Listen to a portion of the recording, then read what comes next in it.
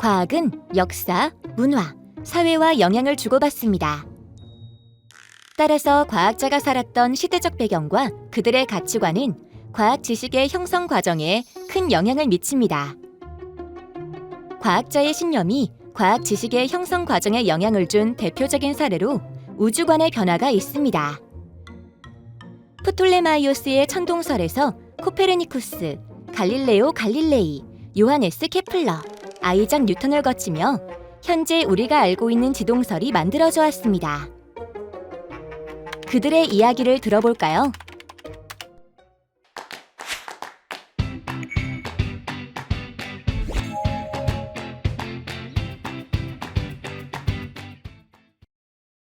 하늘을 바라보면 우리는 가만히 있는데 태양과 달, 별이 움직이는 것을 관찰할 수 있습니다.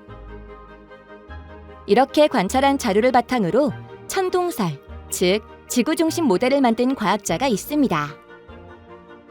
바로 고대의 클라우디오스 프톨레마이오스입니다.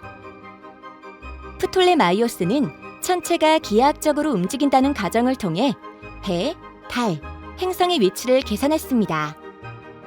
지구 주변을 다른 천체들이 돌고 있다는 지구 중심설은 아주 오랜 시간 사람들이 당연하게 믿어왔습니다. 신이 우리를 중심으로 우주를 완벽하게 만들었다는 종교적 신념과 결합해서 말이죠. 그래서 프톨레마이오스의 지구 중심설은 모든 천체가 완벽한 운동인 등소건 운동을 한다는 가정을 하며 주전원 등을 통해 자신의 이론을 보강해 나갔습니다. 대세였던 지구 중심설에 본격적으로 의문을 가진 때는 언제일까요? 바로 그리스 고대 문화의 재생 시기, 르네상스 시기입니다.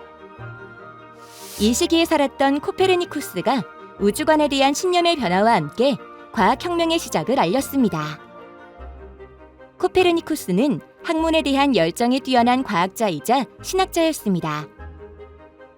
폴란드의 토룬에서 태어난 그는 당시 천문학 최고대학인 크라쿠프 대학에 입학해 그리스 철학자인 아리스토텔레스가 쓴 책들로 수업을 듣고 토론하며 수학, 천문학, 기하학을 공부했습니다.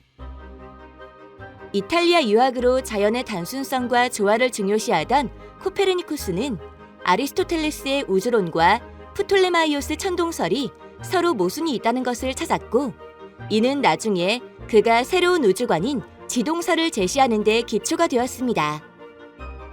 졸업 후 성직자가 된 그는 천문학을 놓지 않았고 레기오몬타누스가 쓴 책에서 영감을 받아 학문적 전통을 따르기보다 실제 관측과 궤도 계산을 위주로 자신의 우주 모델을 발전시켜 나갑니다. 그는 죽기 직전인 1543년 천구의 회전에 관하여 라는 책을 발간하여 당시 사람들의 우주관과 세계관에 혁명적 충격을 주게 됩니다. 바로 프톨레마이오스의 우주론과 구조가 거의 비슷하지만 우주의 중심에 있던 지구와 태양의 위치를 바꿈으로써 말이죠. 코페르니쿠스의 지동설은 그 당시 사람들에게 종교적으로도 신념적으로도 큰 충격이었기에 잘 받아들여지지 않았습니다. 그럼에도 불구하고 관측 결과를 바탕으로 코페르니쿠스의 이론을 보완하고 확산시킨 사람들도 있었습니다. 바로 갈릴레이, 케플러, 뉴턴과 같은 인물입니다. 이들은 르네상스와 코페르니쿠스의 영향을 받아 관찰과 실험을 바탕으로 하늘과 땅을 아우르는 단순 명료한 자연의 법칙을 발견하고자 노력하며 과학혁명을 주도하였습니다. 갈릴레오 갈릴레이는 지동설을 주장하여 종교 재판에서 1633년 유죄 판결을 받고 은둔 생활을 하면서도 역학과 지상운동에 관한 새로운 두 과학에 관한 수학적 증명이란 책을 쓴 것으로 유명합니다. 그는 하늘과 땅이 같은 원리로 돌아간다는 통합적 우주관을 바탕으로 망원경을 개량하여 정확한 관측을 했습니다. 이를 통해 목성의 위성을 발견하고 금성의 위상 변화를 관측하여 금성도 태양 주변을 돌고 있다는 태양 중심설에 힘을 더하였죠. 또한 달의 표면을 관측하여 달이 완벽한 구라고 믿었던 기존의 아리스토텔레스의 주장을 반박하며 달의 산맥과 바다를 발표합니다. 이외에도 태양의 흑점 이동을 관측하여 천상계의 태양이 변하지 않는 사실을 부정하며 태양이 자전한다는 사실을 밝혀내기도 했습니다.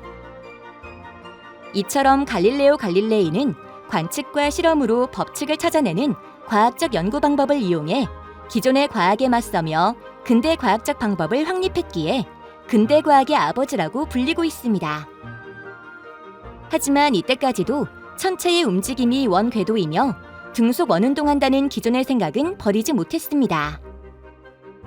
이 시대의 과학자들은 신학자이기도 했으며 하나님이 창조한 우주가 가장 완벽한 원궤도를 이룬다고 생각했기 때문에 관측 내용과 이론이 조금 달라도 그 생각을 바꾸기 쉽지 않았던 거죠. 이 생각을 깬 과학자가 바로 요하네스 케플러입니다. 1560년 8월 21일 코펜하겐에서 일어난 일식에서부터 시작된 천문학에 대한 관심으로 티코 브라헤는 평생에 걸쳐 여러 별과 행성 등 천체의 움직임에 대해 정확하고 방대하게 관측했습니다. 죽음 직전 그의 제자인 케플러에게 평생에 걸친 천체 관측 자료를 넘겨주었고 수학과 기하학에 뛰어난 재능을 가진 케플러는 그 자료를 바탕으로 천체가 완벽한 원이 아닌 납작해진 타원 궤도를 돌고 있으며 공전 속도도 일정하지 않음을 발견했습니다. 하지만 그 당시 지구가 우주의 중심이 아니라는 것도 받아들여지지 않는 시대였습니다. 마찬가지로 그의 천체 이론 또한 받아들여지지 않았습니다. 케플러의 천체의 법칙은 아이작 뉴턴에 의해 정확하게 증명되고 나서야 인정받을 수 있었습니다. 뉴턴은 다른 르네상스 시대의 과학자처럼 고대 그리스의 철학자들과 수학자들의 접근법을 받아들였습니다. 이와 동시에 같은 시대의 데카르트, 갈릴레오 갈릴레이의 이론을 적극적으로 받아들임으로써 세상을 거대한 기계처럼 이해하며 수학적인 방법으로 원인과 결과를 설명하는 기계론적인 세계관을 정립합니다.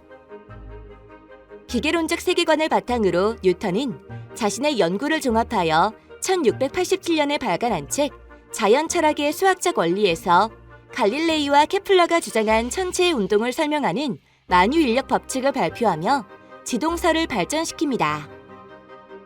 이 책에서 운동 법칙을 발표하며 고전역학의 체계를 잡아 현대까지도 과학사에 가장 큰 영향을 미친 사람으로 꼽힙니다. 이처럼 과학 지식의 형성 과정에는 그 당시의 사회 문화적 배경과 과학자의 신념 및 세계관이 영향을 미쳐왔습니다. 만약 미켈란젤로, 레오나르도 다빈치가 우리 시대로 온다면 어떤 생각을 하고 어떤 일이 일어날까요? 지금은 당연하게 여겨지는 과학 지식과 기술들이 많은 사람들의 노력으로 차근차근 쌓아온 것이라는 걸 기억하면 좋겠습니다.